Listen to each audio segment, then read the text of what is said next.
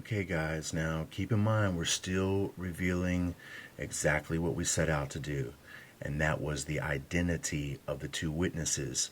But along this path, we have understood that there are two separate groups of witnesses.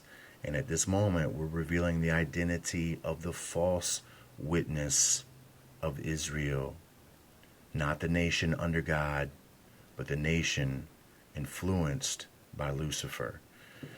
Now, what I just read you from 1 Samuel is real key information, friends, and I'm going to bring this into a very smooth seam of information of how it's going to combine with all that I've told you. First off, I want you to see here that on this left-hand column, I've got no less than 10 separate scriptures that if you would like to check me out, that are dealing with ancient Israel being related to Ashtaroth, this strange god, okay? Now, that is a fact, and it's a biblical fact, and we just read the scripture which talked about Israel being asked to put away, okay? Look at the scripture here. It says, then put away the strange gods, okay? Now, that's what it's going to say.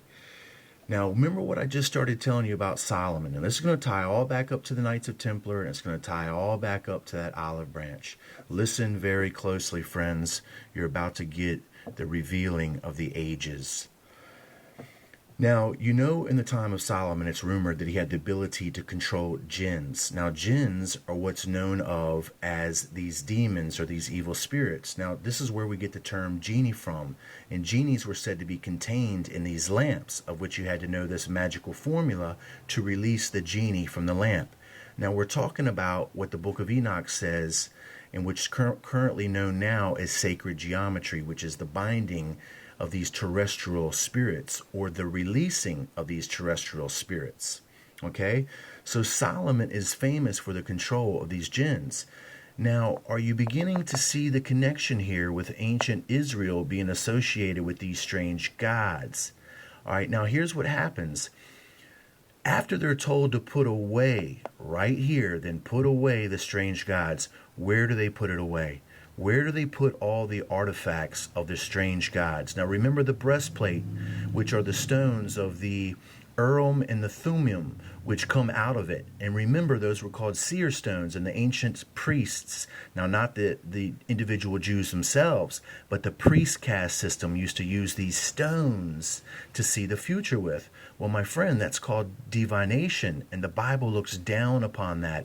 It calls it a form of soothsaying. Okay, so ancient Israel was practicing some of these dark arts. It's right here in the Bible. They were associated with these strange gods.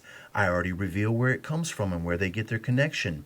Remember when Cain, in the Genesis event, goes to the land of Nod after he slays Abel. When Cain goes to the land of Nod, Nod was his father. Now that's a shocker for you.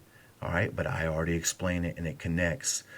Then the Hebrew scribes tried to mask the connection to themselves to Cain. And that's where you get the editing that makes Enoch look like to be the seventh from Adam instead of the third, because they wanted to distance themselves from that connection of the line of Nod. The line of Nod is these strange gods, of which Ashtaroth is connected, of which the ancient Israelites were connected to. Now, who is Nod? Nod is one of these fallen sons of God. Remember what Genesis 6 tell you, that they took unto themselves all the daughters of men and bore children to them. Now, Eve is considered a part of this mix, but symbolically, I'm telling you, it's not that simple. There's more to it. But that's where you can have the understanding that Eve is in connection with one of these nods and bears one of these wicked seeds, which is what the Bible calls Cain, the wicked seed. Adam is not wicked, therefore Cain could not be the wicked seed.